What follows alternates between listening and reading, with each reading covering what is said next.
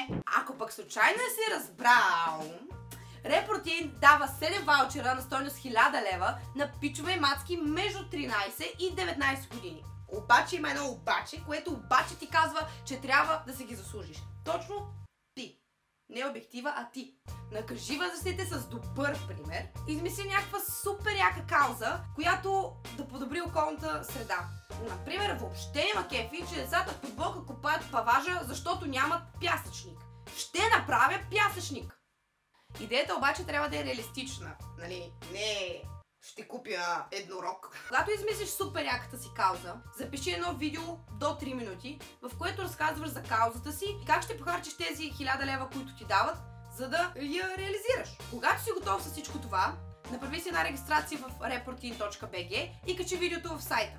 А ако наистина истински с цялото си сърце искаш да спечелиш конкурса, поделяй го в социалните мрежи и карай твоите приятели да го споделят също, за да можеш да имаш по-голям шанс за победа. Ако твоето видео и твоята кауза е една от най-харесваните в сайта, ти имаш шанса да спечелиш 1000 лева, за да реализираш своята идея.